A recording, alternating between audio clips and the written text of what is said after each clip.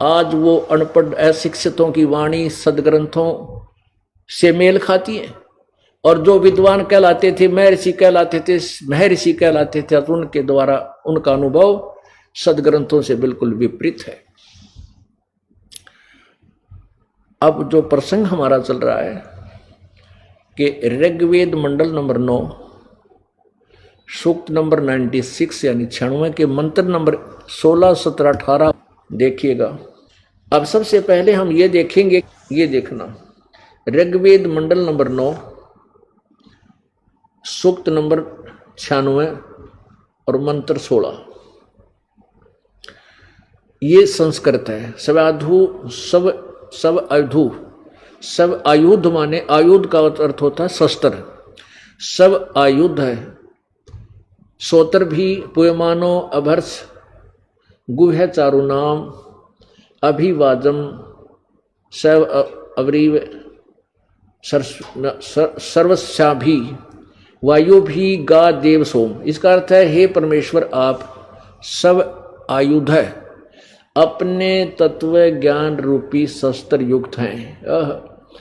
उस अपने तत्व ज्ञान रूपी शस्त्र द्वारा पुय माने मवाद रूपी अज्ञान को नष्ट करें, जो समाज में मवाद भर गया, यानी सब नष्ट होने जा रहे हैं, नष्ट उसको। फिर सोत्र भी अपने उपासक को अपने गुहम गुप्त, चारों माने सुखदाई श्रेष्ठ, नाम माने नाम व मंत्र का, अभ्यर्स माने ज्ञान कराएं। आपका वास्तविक नाम क्या है और आपका वास्तविक भक्ति विधि क्या है, उसका नाम ज्ञान कराएं। सोमदेव, हे अमर परमात्मा परमेश्वर, आपके तत्व ज्ञान की लोकोक्ति गान की कानों को अति प्रिय लगने वाली श्रुति, विश्रुति, प्राण अर्थात जीवदानी, शुद्ध देसी घी जैसी, घोड़े जैसी तीव्रगामी और बलशाली है। अर्थात आपके द्वारा दिया गया तत्व ज्ञान जो कविताओं लोकोक्तियों में है वह मोक्षदायक है। उस अपने यथार्थ ज्ञान व वास्तविक अपने नाम का ज्ञान कराएं। कहने का भाव है, ये दास ने अनुवाद किया है इसका, और नीचे फिर भावार्थ किया है। अब ये दास आपको उन्हीं मंत्रों के अनुवाद करके दिखा रहा है जो आपने पहले इन अन्य आचार्यों द्वारा इनका अनुवाद किया गया था। उन्होंने उसका अनुवाद सही नहीं कर रखा, इस दास ने वो अनुवाद किया। वो दिखाने इसलिए आवश्यक थे कि ताकि आप ये ना समझें कि रामपाल ने अपने आप ही तुक्के मार रखे, क्योंकि ये संस्कृत नहीं जानता। पुण्यात्माओं, तत्व ज्ञान जो परमात्मा अंतःकरण में खोल देता है, उसमें सभी भाषाओं का ज्ञान बहुत आसानी से हो जाता है। अनुवाद इन्होंने कर रखे हैं, अनुवाद कुछ एकाध अर्थ का इन्होंने गलत अर्थ करने की चेष्टा की है, वो हमारे पास शब्दकोश है, उससे हम देख लेते हैं, हम अक्सर ज्ञान युक्त हैं। तो इस करके इस दास ने इस तत्व ज्ञान की रोशनी में इन सदग्रंथों के अर्थ भी यथार्थ कर दिए। श्रीमद् भगवत गीता जी का अनुवाद किया है, उसका नाम रखा गहरी नजर गीता में। उस अनुवाद को आप देखकर तुलना कर सकते हैं कि जो संस्कृत के ज्ञाता थे वो कितने विद्वान थे, कितना समझे थे, और इस दास ने संस्कृत भी ना आती और अनुवाद कर दिया। और देखो करके जब उसमें गलती होता निकालो त्रुटि कोई। अब इसी को भगवान की कृपा बोलते हैं, अजूबा बोलते हैं, जो अनहोनी कर दे। संस्कृत नहीं आती, इस दास पर अनुवाद करा दिए। बताइए, कृपा परमात्मा की, कबीर भगवान की, इसी को तो भगवान की महिमा कहते हैं, इसी से परमात्मा की समर्थता का ज्ञान होता है। अब देखो 16वें मंत्र में क्या कहा है, मंडल नंबर 9 सूक्त नंबर 96 के मंत्र 16 में कहा कि भगवान आप अपना वास्तविक नाम बताओ, का ज्ञान कराइए, आपका वास्तविक नाम क्या है। और जो आप तो अपने तत्व ज्ञान रूपी शस्त्र युक्त है, और उस तत्व ज्ञान रूपी शस्त्र से इस समाज में अज्ञान रूपी मवाद जो भर गया, यो नष्ट कर रहा है समाज को, उस मवाद को निकाले, खत्म करें, और तत्व ज्ञान रूपी अपना वो ज्ञान प्रचार कीजिए। अब फिर उस नाम के और ज्ञान के बारे में 17वें में बताया है मंत्र में, पढ़िएगा, ये मंत्र नंबर 17। ऋग्वेद मंडल नंबर 9 सूक्त नंबर 96 मंत्र नंबर 17। शिशुम जगानम हरियंतम मर्जंती शुभंती वहीन मरुत गणेन कबीर गिरभी कावेना कबीर संत सोम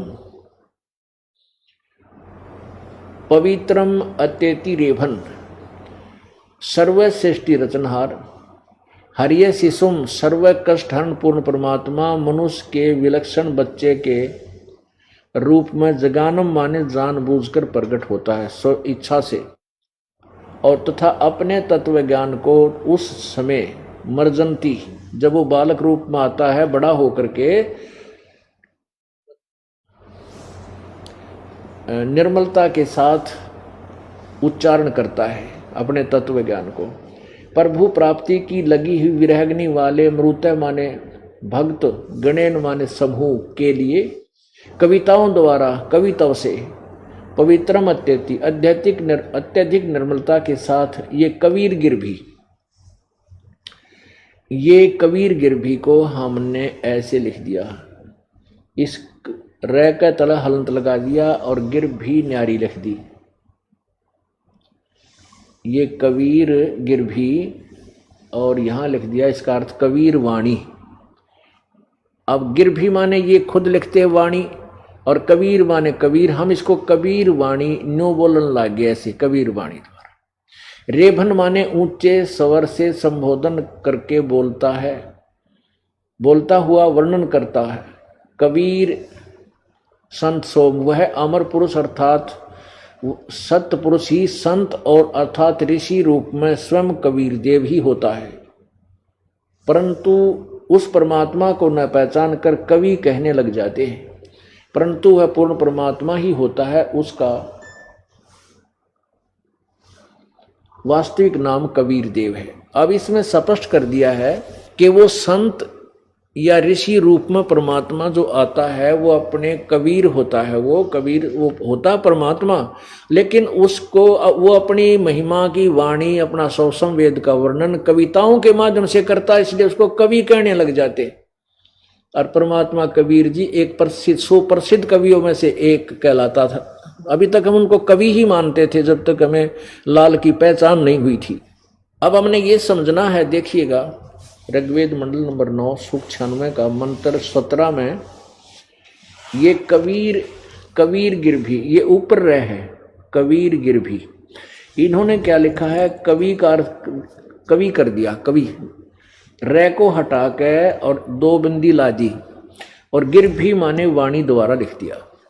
अब देखिएगा पुण्यात्मा, आपको ये दास बहुत ही अच्छी तरह समझाना चाहता है कि आप फिर कभी मिसगाइडेड ना हो किसी के द्वारा। ये देखिए, ये यजुर्वेद है। इस यजुर्वेद को जो ऊपर लगा आधा, इस यजुर्वेद को हम यहाँ से ये हटा करके यहाँ 2 बिंदी लगा दें तो भी यजुर्वेद, अगर ऐसे लिख दें तो भी यही पवित्र पुस्तक है। इसके समझने के लिए यहाँ आइएगा, ये आध्यात्मिक ज्ञान गंगा इस दास ने एक पुस्तक बनाई है, इसके अंदर यह भेद विस्तार से लिखा गया है।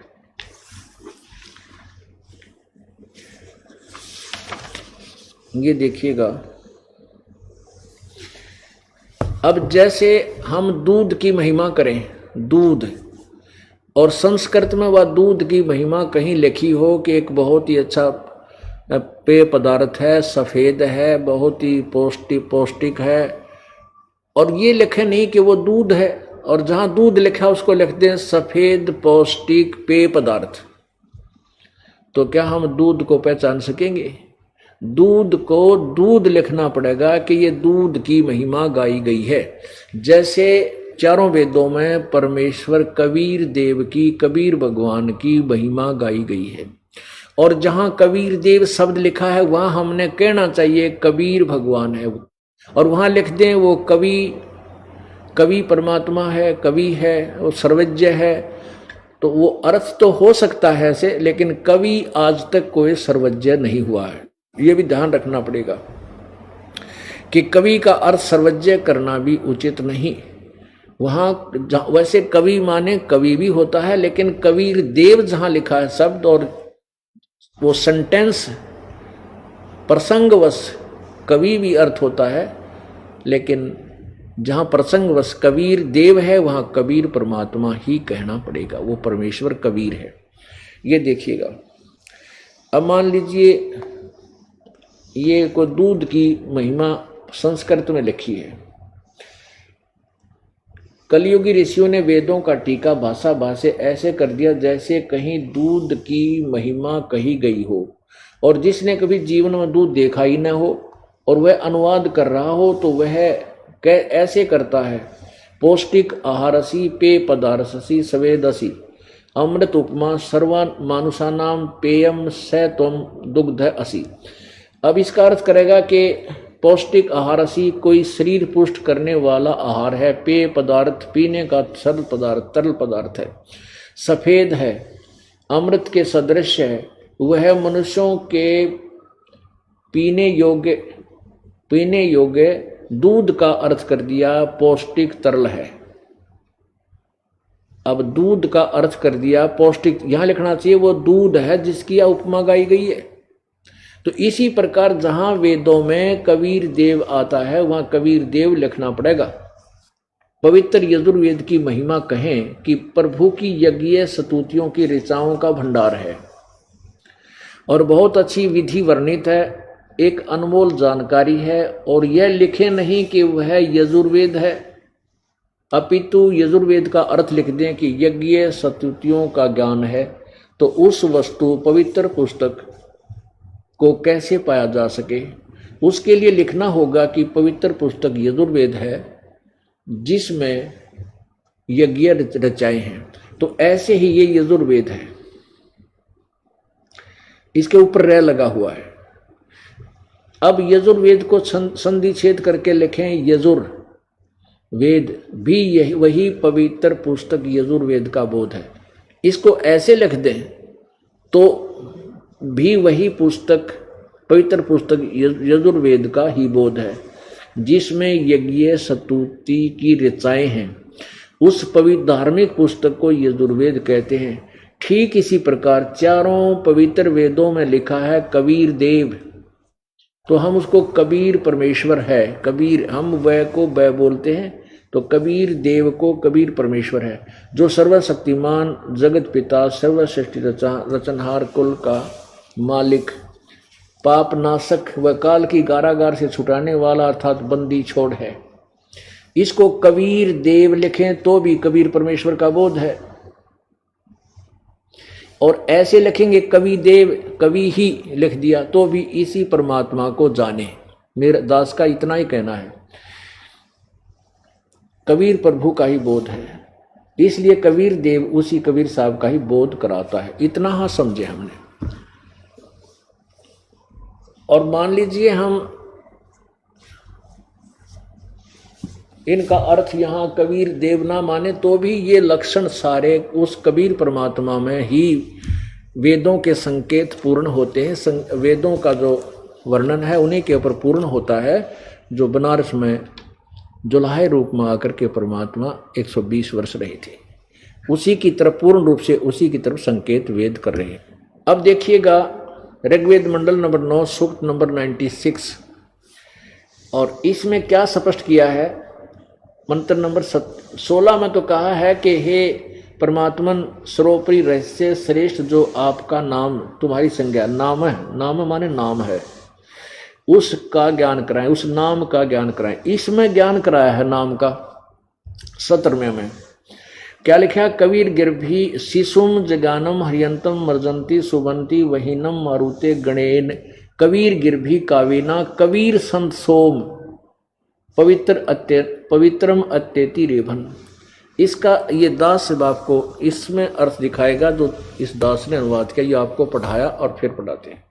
आपने अभी 16 पढ़ा था, ऋग्वेद मंडल नंबर 9 सूक्त नंबर 96 96 मंत्र 16। इसमें तो पढ़ा परमात्मा अपने उस गुप्त नाम का भेद कराएं। अब 17वें में भेद कराया है और 18वें में अब 17वें में क्या कहा है कि सर्वश्रेष्ठी रचनहार सर्वकृष्ण, इसमें हमने यहाँ भावार्थ लिखा है। ऋग्वेद मंडल नंबर 9 सूक्त नंबर 96 मंत्र 16 में कहा है कि आओ पूर्ण परमात्मा के वास्तविक नाम को जाने।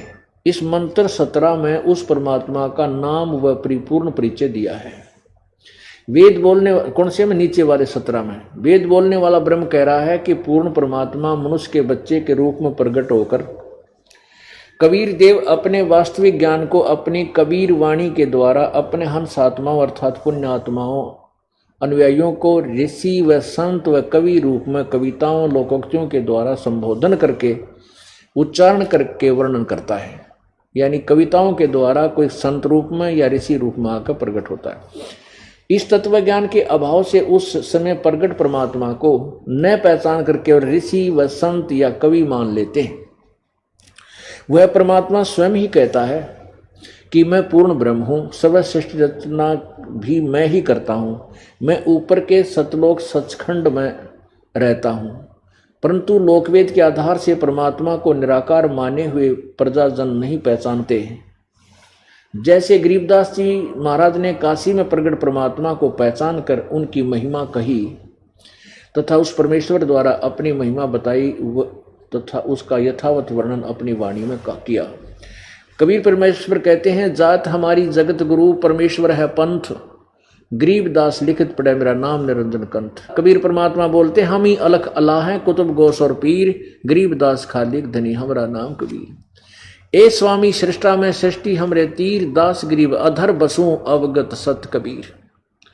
जब रामानंद जी एक महात्मा वेदों के ज्ञाता माने जाते थे, बड़े उच्च महर्षि कहलाते थे, उनको परमात्मा ने अपनी वास्तविकता से परिचित कराया था और उन्होंने स्वीकार कर लिया था आंखों देख करके। तो उनको कहा था परमात्मा ने, हम ही अलख अल्लाह हैं, कुतुब गौस और पीर।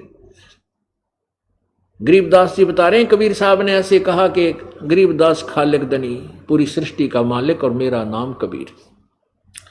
ए स्वामी सृष्टा में कबीर साहब कहते हैं रामानंद जी को, स्वामी महर्षि रामानंद जी को, ए स्वामी, क्योंकि उनको गुरु धारण कर लिया था भगवान ने इस परंपरा को बनाए रखने के लिए, इसलिए स्वामी बोल रहे हैं। ए स्वामी सृष्टा में, सृष्टा माने सारी सृष्टि का रचने वाला, और ये सृष्टि मेरे तीर माने मेरे आधार है।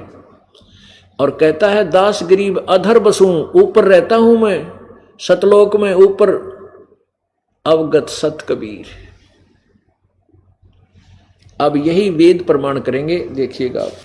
अब 18वें में वो मंत्र में स्पष्ट किया है, ऋग्वेद मंडल नंबर 9 सूक्त नंबर 96 96 मंत्र 18 में ऋषि मना ये ऋषिकृत सवर्षा सहस्रणीथ माने हजारों वाणी, पदवी कवि नाम, तृतीयम धाम महिष शिषा संत सोम, विराजम अनुराजती सतुप। वेद बोलने वाला ब्रह्म कह रहा है कि जो पूर्ण परमात्मा विलक्षण बच्चे के रूप में आकर प्रसिद्ध कवियों की उपाधि, पदवी माने उपाधि प्राप्त करके, अर्थात एक संत या ऋषि की भूमिका करता है जगत गुरु की, उस संत रूप में प्रकट हुए प्रभु द्वारा रची सहस्रणीथ हजारों वाणी, ऋषि मना संत स्वभाव वाले अच्छी आत्माओं वाले व्यक्तियों अर्थात भक्तों के लिए स्वर्ग के तुल्य आनंददायक होती है। बहुत प्यारी लगती है उनके बच्चों को, अनुयायियों को, जो परमात्मा अपनी वाणी बोलता है, जो भगवान, वह अमर पुरुष हो। मन अमर पुरुष अर्थात सत्य पुरुष, सतपुरुष। तृतीय तीसरे, धाम माने मुक्ति लोक अर्थात सतलोक की, महिषा माने सुदृश पृथ्वी को, शिष्या माने स्थापित करके यानी सतलोक की रचना करके, अनु माने पश्चात, संत या मानव सदृश रूप में, सतुप गुम्मद अर्थात गुम्बज में ऊंचे टीले जैसे सिंहासन पर विराजमानु राजती, सतुल उज्ज्वल सतुल आकार में मानव सदृश तेजो में शरीर में विराजमान है। 17 मंत्र 17 में कहा कि कबीर देव, भावार्थ है इस 18वें का। मंत्र 17 में कहा है कि कबीर देव शिशु रूप धारण कर लेता है, लीला करता हुआ बड़ा होता है। कविताओं द्वारा तत्व ज्ञान वर्णन करने के कारण कवि की उपाधि प्राप्त करता है, अर्थात उसे ऋषि संत व कवि कहने लग जाते हैं। वास्तव में वह पूर्ण परमात्मा कबीर ही है। उसके द्वारा रची अमृतवाणी कबीर वाणी कही जाती है, जो भक्तों के लिए स्वर्ग के तुल्य सुखदायी होती है। वही परमात्मा तीसरे मुक्तिधाम अर्थात सतलोक की स्थापना करके तेजो में मानव सदृश शरीर में आकार में गुम्बद में सिंहासन पर विराजमान है। अब 20 में देखो, अब इन्हीं के द्वारा दिखाते हैं आपको, क्योंकि इस दास के द्वारा अनुवाद को तो बहुत देर में स्वीकार्य होगा। जो पहले इन नकलियों की बात ने जैसा भी इन्होंने बनाया है वो भी सही ढंग से आप समझोगे। अब 20 में देखो, ऋग्वेद मंडल नंबर 9 सूक्त 96 का मंत्र 20 में है, वह परमात्मा है जिस प्रकार एक संघ को उसका सेनापति प्राप्त होता, इस प्रकार ब्रह्मांड रूपी कोष को प्राप्त होकर उच्च स्वर से गरजता हुआ इस ब्रह्मांड रूपी विस्तृत प्रतिखंड में प्रकृति खंड में भली भांति प्रविष्ट होता है। वो परमात्मा सतलोक से चलकर आता है, इसका सीधा सा अर्थ है। और जैसे मरिये माने मनुष्य, जैसे मनुष्य सोबर शरीर को धारण करता हुआ, इसका अर्थ है परमात्मा अन्य हल्के तेज पुंज का शरीर धारण करता हुआ अत्यंत गतिशील पदार्थ के समान, यानी पहुंचूंगा क्षण एक में जन अपने के हेत, यानी बहुत तीव्रगामी होकर के प्राप्ति के लिए, यानी उन भक्तों को मिलने के लिए गतिशील होता हुआ धनों के कटिबद्ध होता है। धनानाम का अर्थ होता है धनों के कटिबद्ध होता है। इस प्रकार प्रकृति रूपी ऐश्वर्य को धारण करने के लिए परमात्मा सदैव देता है। ये तीनों ने अपने अर्थ लगाए। हमने ये देखना कि वो परमात्मा जो ऊपर 18 में वर्णन किया है, 20 में बताया है, 19 में तुरियम धाम लिखा, चौथा धाम, यानी उस अनामी लोक का भी वर्णन है इनमें, ये अलग से बताएंगे। अब उन 18वें का 20 में स्पष्ट होता है कि वह परमात्मा जिस प्रकार एक संघ को उसका सेनापति प्राप्त होता, इसी प्रकार ब्रह्मांड रूपी कोष में प्राप्त होकर उच्च स्वर से गरजता हुआ इस ब्रह्मांड रूपी विस्तृत प्रतिखंड में बड़ी भांति प्रविष्ट होता है। अब कहते हैं वो परमात्मा जब आता है तो एक बहुत बड़े समुदाय को तत्व ज्ञान दे करके अपना अनुयायी बनाता है, और उनमें वो सदगुरु यानी गुरु रूप में ऐसे विराजमान होता है जैसे सेनापति बहुत बड़े संघ का सेनापति होता है। यानी अपने बहुत बड़े यानी जनसमूह का वो मार्गदर्शक होकर के गुरु पद पर विराजमान होता है। कबीर परमेश्वर आज से 600 वर्ष पहले जब आए थे, 120 वर्ष तक यहाँ इस मृत मंडल में रहे थे, तो उनके 64 लाख शिष्य हुए थे उस टाइम। 64 लाख, विचार करो पुण्यात्माओं। उसमें ना कोई मीडिया था, ना कोई लाउड स्पीकर का साधन था। उस परमात्मा ने वो कैसे 64 लाख शिष्य बनाए, वो कितने समर्थ थे। एक दिन में 100 जगह प्रकट होकर के परमात्मा ने अपनी प्यारी आत्माओं को खोजा, ढूंढा, अपना तत्व ज्ञान बताया और उनके दुख निवारण किए। 64 लाख शिष्य 600 वर्ष पहले हो जाना कोई बालकों का खेल नहीं। आज 64 करोड़ हो जा तो भी थोड़े रह जाएं, क्योंकि उसमें सारी आबादी पूरी हिंदुस्तान की 4 करोड़ होगी मुश्किल तक, और अब अरबों पर पहुंच चुकी है। और उसमें 64 लाख परमात्मा के शिष्य हो जाना, तो यही वेद प्रमाण करते हैं कि वो परमात्मा मनुष्य जैसा, जैसे मनुष्य शरीर धारण कर देता है, मनुष्य जैसा शरीर धारण करके आता है, मनुष्य जैसा ही शरीर धारण किया करके वो परमात्मा यानी अन्य हल्के तेज पुंज का, जैसे गरीबदास साहब कहते हैं, तेज पुंज तन दे धरकर इस विध हमको भेंट ही। तेज पुंज का हल्का शरीर बनाकर अन्य दे धर के वो परमात्मा हमको यहाँ आकर मिलते हैं। वो कबीर परमेश्वर हैं। बोलो सतगुरुदेव। परमपिता परमात्मा पूर्ण ब्रह्म सर्व सृष्टि रचनहार कुल मालिक कबीर देव कबीर भगवान, ये हमारे परम पिता हैं, सभी आत्माओं के कुल मालिक हैं। हम इनकी आत्मा है, चाहे आज कोई चींटी बना है, हाथी बना है, चाहे कोई जंगली जानवर है, पशु पक्षी बना है, चाहे मानव है, देव है, महादेव है, ब्रह्मा विष्णु महेश हैं, ये सभी आत्माएं उस परमेश्वर की हैं। जितने भी ये देवी और देवताएं हैं, ये सभी उसी परमेश्वर के कबीर देव की आत्मा है। और यहाँ 21 ब्रह्मांड ज्योत स्वरूपी निरंजन अर्थात क्षर पुरुष, इसको क्षर पुरुष भी बोलते हैं, क्षर पुरुष। वैसे हम अपनी लोकल लैंग्वेज में क्षर पुरुष कहते हैं, क्षर, वैसे क्षर पुरुष यानी नासवान प्रभु, क्षर ब्रह्म। ब्रह्म का अर्थ होता है परमात्मा, प्रभु, स्वामी। तो क्षर ब्रह्म ये ज्योति निरंजन है, काल है जो 21 ब्रह्मांड का मालिक है, जो ब्रह्मा विष्णु महेश जी का पूज्य पिताजी है। और अक्षर ब्रह्म है, ये परब्रह्म है जो सात संग ब्रह्मांड का स्वामी है। और परम अक्षर ब्रह्म है, ये पूर्ण ब्रह्म है, सत्य पुरुष है, कबीर देव है, कबीर प्रभु। ये कबीर परमात्मा है, असंख्य ब्रह्मांड का मालिक, इंक्लूडिंग ब्रह्म, क्षर ब्रह्म के और अक्षर ब्रह्म के लोकों सहित वो सब के ऊपर कुल मालिक है। परमेश्वर ने आकर के हमें क्या बताया था? भाई भजन करो उस रब का जो दाता है कुल सब का। परमेश्वर ने स्वयं आकर के अपनी महिमा आप बताई, अपनी स्थिति से, अपनी समर्थता से कुछ पुण्यात्माओं को परिचित करवाया। उनमें से एक आदरणीय गरीबदास साहिब जी, गांव छुडानी, जिला झज्जर, हरियाणा के अंदर एक किसान परिवार में उत्पन्न एक प्यारी आत्मा है। उन्होंने परमेश्वर को देखा, साक्षात्कार किया।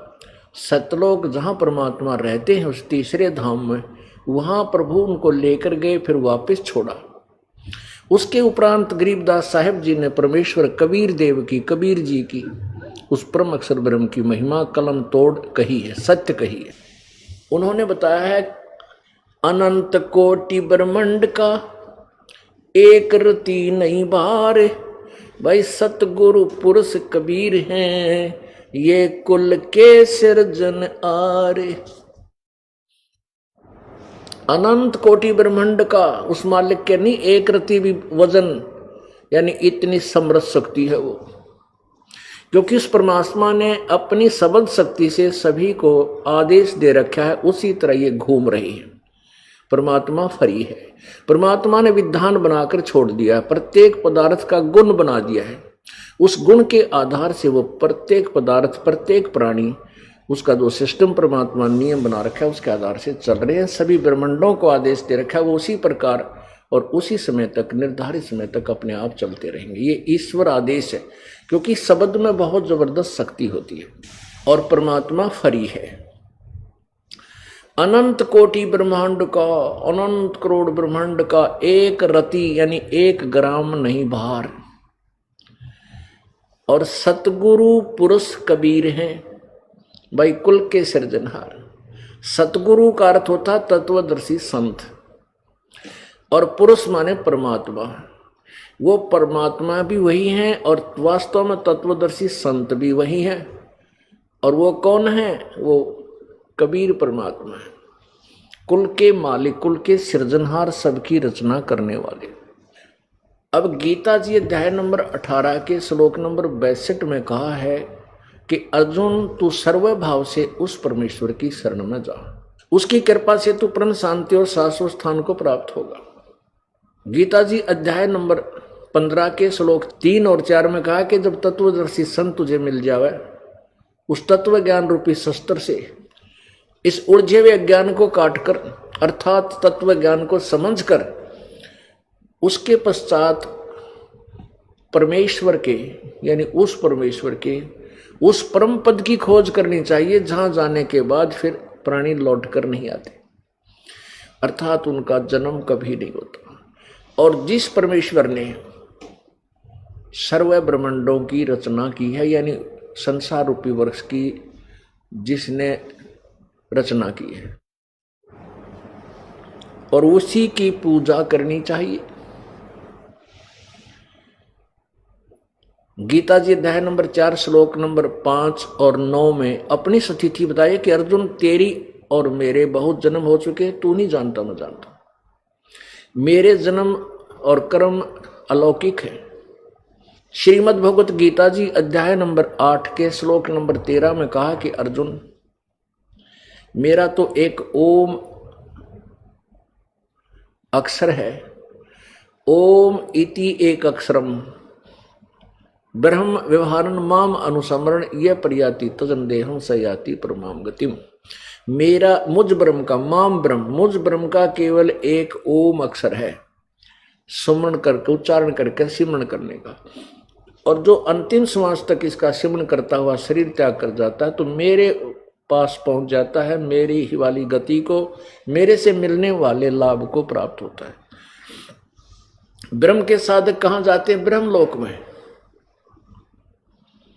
गीता जी अध्याय नंबर 8 के श्लोक नंबर 16 में कहा है कि वो ब्रह्मलोक तक ये सभी जितने भी लोक हैं सभी वहां पहुंचे हुए प्राणी भी, उनकी भी जन्म मृत्यु होती है, पुनर्वर्ती में है, वो पूर्ण मोक्ष प्राप्त नहीं है। अब पुण्यात्माओं ब्रह्मलोक में रहता है। देवी पुराण प्रश्न नंबर 562 और 63 पर श्रीमद देवी पुराण यानी श्री देवी पुराण में दुर्गा खुद कह रही है कि उस ब्रह्म की पूजा करो, उसी को टारगेट बनाओ, उसके अतिरिक्त सबकी इच्छा त्याग दो, उसका ओम नाम है, वो ब्रह्मलोक में रहता है। गीता जी अध्याय नंबर 8 के श्लोक 16 में कहा कि ब्रह्मलोक पर्यंत सभी पुनर्वर्ती में सबकी जन्म और मृत्यु होती है, और जब तक जन्म और मृत्यु समाप्त नहीं होगी तब तक हम सुखी नहीं हो सकते।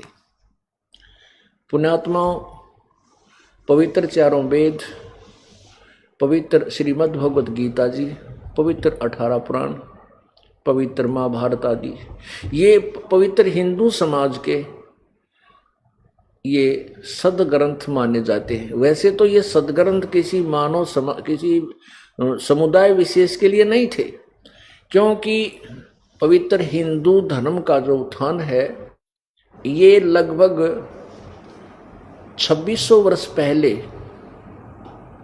से माना जाता है। जो आदि शंकराचार्य जी हुए हैं वहां से इसको माना जाता है। और वैसे सतयुग त्रेता द्वापर में कहीं भी कोई धर्म नहीं था। सतयुग त्रेता द्वापर तक कोई मजहब अन्य नहीं था। द्वापर युग के लास्ट में श्री वेद व्यास जी ने इन सभी ग्रंथों की, सदग्रंथों की को लिपिबद्ध किया है। चारों वेदों को, श्रीमद् भगवत गीता जी को, 18 पुराणों को, महाभारत को। और पुण्यात्माओं लेखक श्री वेद व्यास सहित और अन्य ऋषि महर्षि ब्रह्मा विष्णु महेश सहित अब कोई भी इन सदग्रंथों के यथार्थ ज्ञान से परिचित नहीं है। कौन से सदग्रंथों से? वेदों और श्रीमद् भगवत गीता जी से। वेदों का ज्ञान ये किसी मनुष्य का दिया हुआ नहीं है, ये पूर्ण परमात्मा ने इस ब्रह्म के अंतःकरण में, इसके कंप्यूटर में फीड किया। परमात्मा ने, पूर्ण ब्रह्म ने, कबीर देव ने 5 वेद दिए थे। इस काल ब्रह्म ने एक वेद गुप्त कर दिया, सब सूक्ष्म वेद, सूक्ष्म, और 4 वेद इसने ब्रह्मा जी को दे दिए। ब्रह्मा जी के अंतःकरण में डाल दिए और ब्रह्मा जी के श्वासों से कहते हैं ये बाहर आए। वैसे तो काल ने अपने श्वासों से ब्रह्मा रूप बना के और समुद्र में प्रवेश किया था। समुद्र में डाल दिए थे 4 वेद और फिर सागर मंथन किया था। उसमें सागर मंथन में 4 वेद आए। बाकी ये वर्तमान में ये कुछ ऐसी बातें हैं जो स्वीकार्य नहीं होती। जिस कारण से सीधा ही कह दिया जाता है कि कबीर परमेश्वर ने ज्योति निरंजन को दिए, ज्योति निरंजन ने ब्रह्मा के अंतःकरण में पे डाल दिए, और फिर ब्रह्मा के श्वासों से कहते हैं चारों वेद बाहर आए। ये किसी मनुष्य के लिखे या बोले हुए नहीं है, लिखना और चीज है। लेखक अब वर्तमान में इसका व्यास जी माना जाता है, लेकिन दिए गए हैं ब्रह्म द्वारा। तो वेद जो है ये सबसे एथेंटिक सदग्रंथ है। उसके उपरांत पवित्र श्रीमद् भगवत गीता जी चारों वेदों का सारांश है। ये भी ब्रह्म द्वारा ही श्री कृष्ण में प्रवेश करके उसके द्वारा बोली गई और उसके बाद लिपिबद्ध की थी श्री वेद व्यास जी ने। अब इसमें थोड़ा सा अंतर इतना है कि इसमें कुछ इसके अंदर श्रीमद् भगवत गीता जी के अंदर 90% ज्ञान वेदों वाला है और 10% ज्ञान इस काल का अपना मत है, क्योंकि ये साथ में अड़ंगा अड़ाए बिना रहता नहीं। और इसमें स्पष्ट किया है कि ये मेरा मत है, जो विचार मैं व्यक्त कर रहा हूं, और शेष 90% ज्ञान वेदों वाला है, जो 100% गीता जी का सत्य है। गीता जी का ज्ञान गलत नहीं है, लेकिन उसमें थोड़ा सा अंतर है। तो कहने का भाव ये है कि अब 5500 वर्ष हो गए लगभग श्रीमद् भगवत गीता जी को और पवित्र श्रीमद् भगवत गीता जी को, पवित्र वेदों को और पवित्र 18 पुराण और महाभारत आदि को लिखे को 5500 वर्ष हो गए। और आज तक वर्तमान तक हमारे हिंदू समाज के गुरुदेव इन सदग्रंथों से परिचित नहीं। इसलिए हमारे को शास्त्र विरुद्ध साधना पर आरूढ़ कर दिया। अब 11 अक्टूबर सन 2009 को पवित्र हिंदू धर्म के माननीय शीर्ष चारों धामों के शंकराचार्यों को आमंत्रित किया है और उनके साथ आध्यात्मिक ज्ञान चर्चा की जाएगी। प्रार्थना की जाएगी कि हमें सदग्रंथों से निर्णय करके बताओ कि वेद सत्य हैं और गीता जी सत्य है, पुराण सत्य है, तो इनमें जो साधना आप जी हमें बता रहे हैं, क्या वो वेदों और गीता जी से मेल खाती है? यदि नहीं खाती है तो वो साधना हमारी ठीक नहीं, हमने उसको त्याग देना चाहिए और वेदों और गीता से ग्रहण करना चाहिए, जिससे हमारा कल्याण हो सके। आशा है कि वो इस बात से सहमत होंगे, क्योंकि सदग्रंथ सबके समक्ष होंगे, सबको रूबरू कराए जाएंगे कि ये सदग्रंथ ऐसा बोलते हैं और हमारे माननीय शंकराचार्य जी ये पूजाएं करते और करवाते। आप जी को एक झलक आज माननीय शंकराचार्य, जो हमारे पवित्र हिंदू धर्म के आदरणीय महानुभाव हैं, उनके ज्ञान की एक झलक कुछ समय आपको देते हैं। ये देखिएगा, एक पत्रिका है, इसका नाम है श्री माता, और ये Shri Mata Confucius private limited का प्रकाशन आषाढ़ पूर्णिमा संवत 2066 जुलाई 2009 की है, अभी लेटेस्ट। और यहाँ देखिएगा,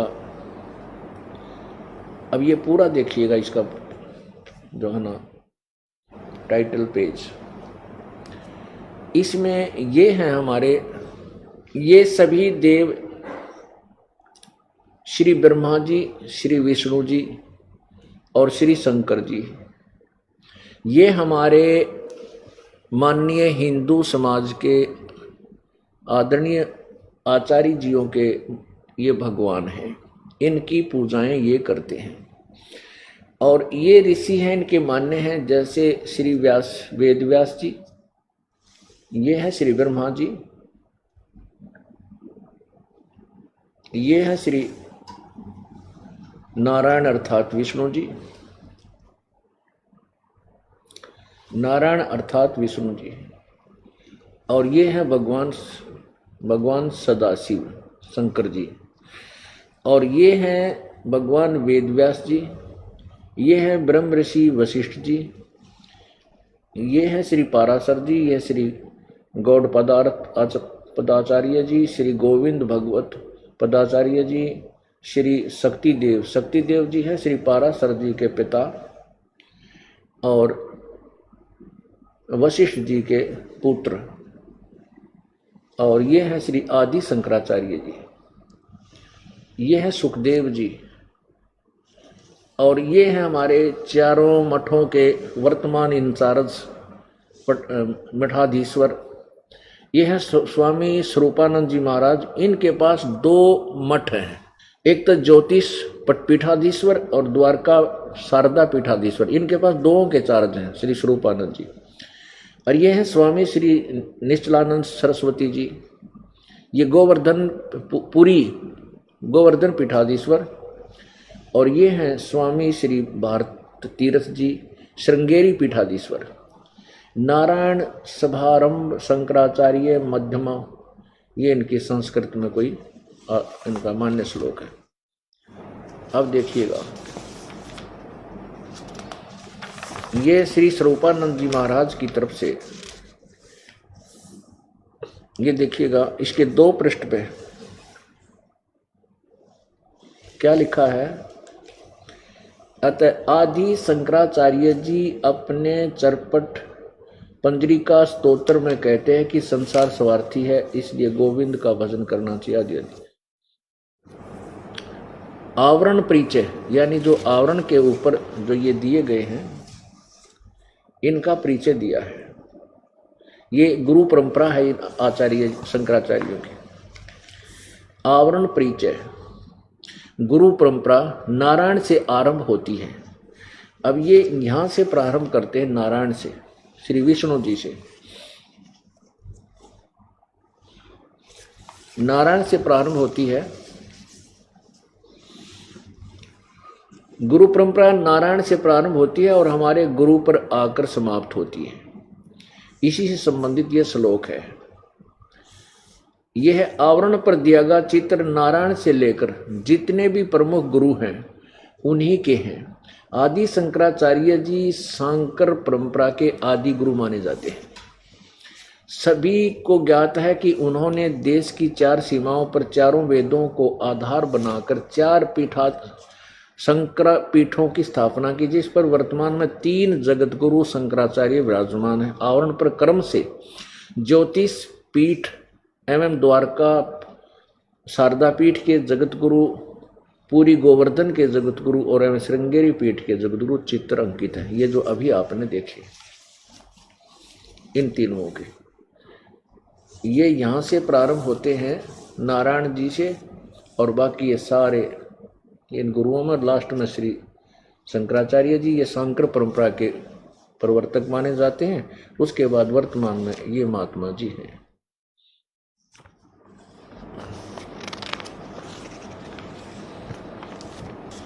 अब यहां देखिएगा प्रश्न नंबर 7 पे क्या लिखा है कि क्या तंत्र भी वेद की भांति अपौरुषेय है। समाधान, तंत्र ग्रंथों का अपना एक विशिष्ट स्थान है, परंतु इन्हें वेद की भांति अपौरुष माने जो व्यक्ति के द्वारा ना कहे गए नहीं कहा यानी व्यक्ति नहीं कहा जा सकता, क्योंकि वेद को ब्रह्मा के निश्वास माने जाते हैं। ब्रह्मा के श्वासों से वेद निकले हैं, इसलिए इस कारण है, तथा किसी भी पुरुष के मुख से उच्चारित न होने के कारण, यानी किसी भी पुरुष के मुख से उच्चारित न होने के कारण अपौरुष कहा गया है। परंतु तंत्र ग्रंथों में तो स्पष्ट रूप से शिव उवाच आदि कहकर शिव को तंत्र विद्या के प्रकट करने वाला माना जाता है। अतः तंत्र को अपौरुषेय नहीं कहा जा सकता।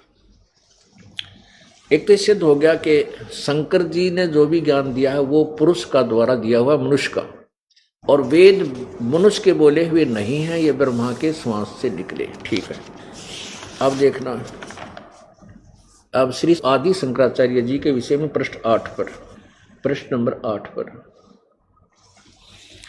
इनके विषय में कहा है।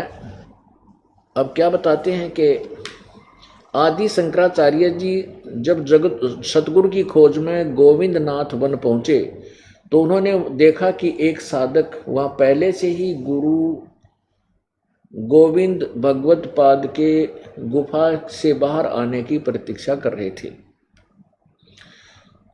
यानी ये गुरु यानी गोविंद भगवत पाद ये इन किन के गुरु थे? ये श्री आदि शंकराचार्य जी के। कई दिन बीत जाने पर नर्मदा नदी में जब बाढ़ आने लगी तो गुरु जी की गुफा में जल ने प्रवेश करे, इस हेतु से शंकराचार्य जी ने नर्मदा के जल को अपने कमंडलों में भर लिया। आदि शंकराचार्य ने गुरु अपनी दिव्यदृष्टि से इन सभी घटनाओं को देख रहे थे। जब ये बाहर निकले तो उन्होंने शंकर से उनका परिचय पूछा तो उन्होंने एक अद्भुत स्रोत्र के माध्यम से अद्वैत मत के सिद्धांत अनुसार अपना परिचय सभी वस्तुओं को नकारते हुए दिया। गुरु गोविंद भगवत पाद को शेष नाग का अवतार माना जाता है। वर्तमान पूज्य शंकराचार्य जी महाराज ने आदि शंकराचार्य जी की इस दीक्षा सतली का पता लगाया और वहां एक दिव्य आश्रम बनवाया। कहने का भाव ये है कि जो आदि शंकराचार्य जी के गुरु जी थे वो शेष नाग के अवतार थे। अब देखिएगा एक और पुस्तक है ज्योतिर्मय ज्योतिर्मठ। ज्योतिर्मय ज्योतिर्मठ अनंत श्री विभूषित ज्योतिष पीठाधीश्वर एवं द्वारका पीठाधीश्वर जगत गुरु शंकराचार्य स्वामी श्री स्वरूपानंद जी महाराज संपादक हैं, ये संरक्षक हैं। संपादक लेखक विष्णुदत्त शर्मा, अध्यक्ष आध्यात्मिक उत्थान मंडल दिल्ली से। और ये यहाँ से मुद्रक है, ये फाइन प्रिंट एंड फैक्स। प्रकाशक है अखिल भारतीय आध्यात्मिक उत्थान मंडल, गली नंबर 2 रामनगर विस्तारी, मंडोली रोड, सादरा, दिल्ली। अच्छा, इसके 2 नंबर पृष्ठ पर देखिएगा। पूज्य श्री का संदेश। अनंत श्री विभूषित श्री मजद गुरु शंकराचार्य ज्योतिष पीठाधीश्वर श्री स्वामी स्वरूपानंद सरस्वती जी महाराज, श्री स्वरूपानंद जी महाराज शंकराचार्य जी, ये समझो कि आधे हिंदुस्तान के गुरु हैं। 2 पीठों के यानी ज्योतिष पीठ के और द्वारका शारदा पीठ के ये अधीश्वर हैं, पीठाधीश्वर हैं, मालिक हैं। अब इनके विचार सुनो, ये क्या अपना एक एफिडेविट टाइप अपना बयान लिख रहे हैं। देखिएगा पहले ये सारा इन्होंने एक अपने लेटर हेड बोलते हैं ना, लेटर पैड, उस पर लिखा हुआ ये सारा, और नीचे इनके दस्तक हैं स्वरूपानंद सरस्वती। इन्होंने क्या विचार व्यक्त किए हैं? हमारे शंकर अद्वैत दर्शन के अनुसार भूत भौतिक प्रसन्न के मूल में प्रकाश और विमर्श 2 पदार्थ हैं जो मणि और उसकी प्रभा के समान परस्पर अभिन्न है। प्रकाश शिव और विमर्श उसकी शक्ति है। पार्वती परमेश्वर या त्रिपुर सुंदरी, त्रिपुरी सुंदर, यानी त्रिपुर सुंदरी या त्रिपुर सुंदर, यानी भगवान शिव और विमर्श उसकी शक्ति यानी पार्वती। अब देखिएगा ये श्री स्वरूपानंद जी पार्वती जी की मूर्ति के सामने विराजमान है।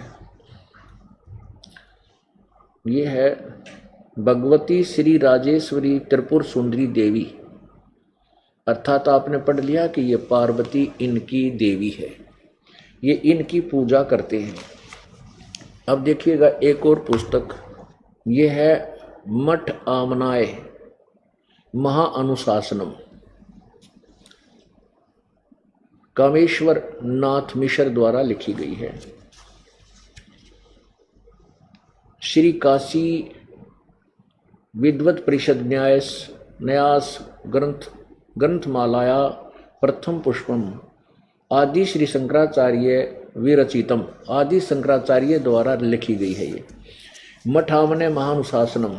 संपादक तथा भाषांतरकर्ता डॉक्टर कामेश्वर नाथ मिश्र, आचार्य अध्यक्ष संस्कृत विभाग, अध्यक्ष शब्द विद्या सांख्याय, केंद्र उच्च तिब्बती शिक्षा संस्थान, सारनाथ वाराणसी, काशी, ये ऊपर लिखा है केदार घाट वाराणसी से। और ये कहाँ से मुद्रित है? Shri Mata Confucius private limited, बागहाड़ा, Kedar घाट वाराणसी, दूरभाष इतना। इसके हम 33 पृष्ठ से चलते हैं, प्रश्न नंबर 33 पर। यहां से देखिए, अब शारदा मठ आमनाय आदि शंकराचार्य द्वारा स्थापित पहला आमनाय पश्चिम दिशा में है, जिसको शारदा मठ कहा जाता है। अच्छा, इसमें क्या है? इस क्षेत्र का नाम द्वारका है, देवता इसके सिद्धेश्वर हैं, देवी भद्रकाली है।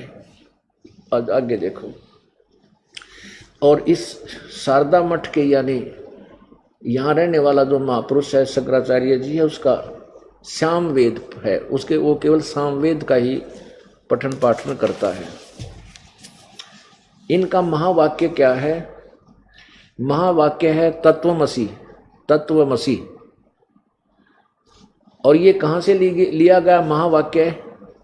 इसका उल्लेख सामवेद अंतर्गत छंदोग्य उपनिषद से लिया है। ये वाक्य इन्होंने सामवेद से नहीं, सामवेद का एक अलग से किसी अन्य का सोच होती है, ये उसने सामवेद अंतर्गत कोई छंद उपनिषद बनाया है, उपनिषद से लिया है।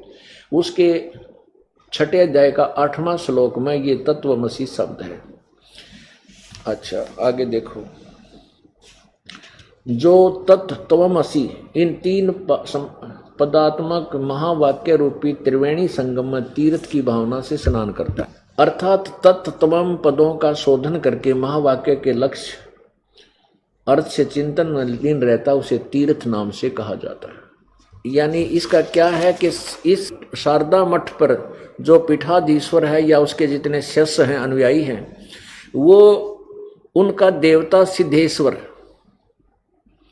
सिद्धेश्वर कौन है? ये शंकर भगवान। और देवी भद्रकाली या भी दुर्गा का ही रूप माना जाता है। और सामवेद वो पढ़ते हैं।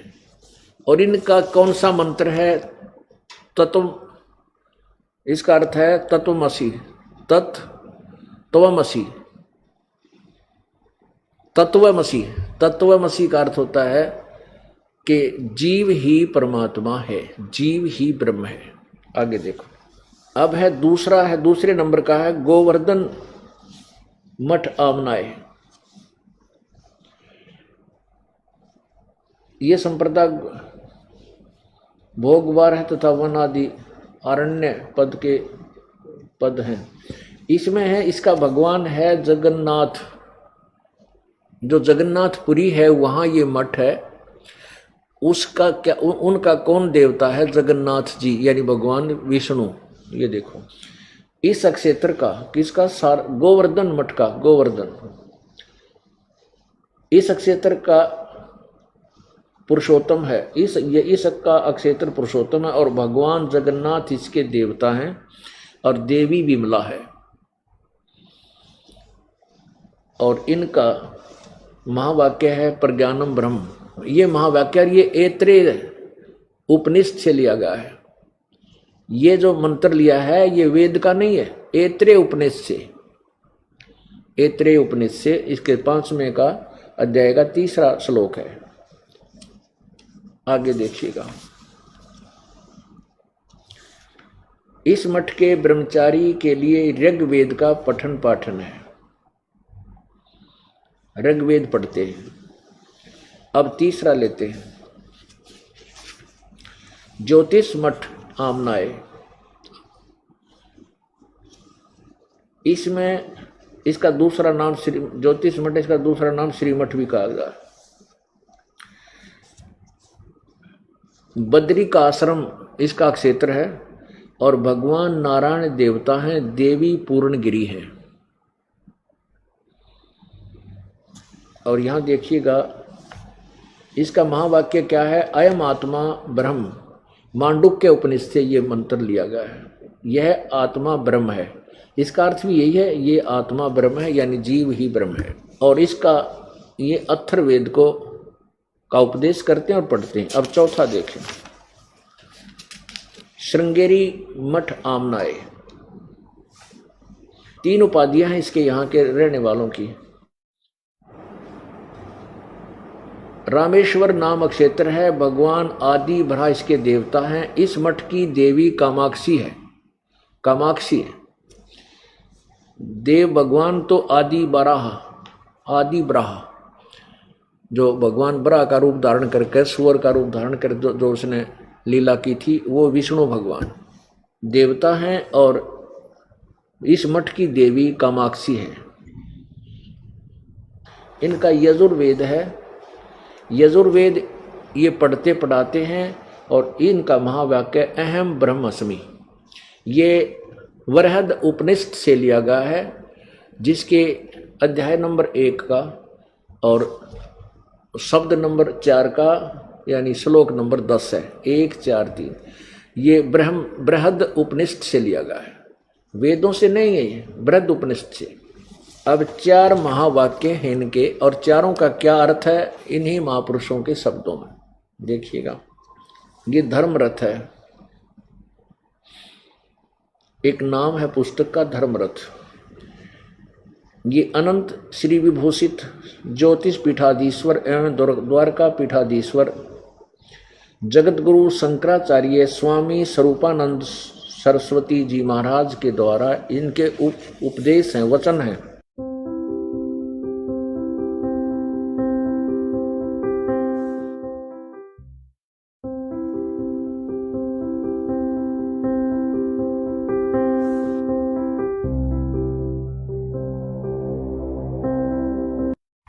आज वो अनपढ़ अशिक्षितों की वाणी सदग्रंथों से मेल खाती है, और जो विद्वान कहलाते थे, महर्षि कहलाते थे, तो उनके द्वारा उनका अनुभव सदग्रंथों से बिल्कुल विपरीत है।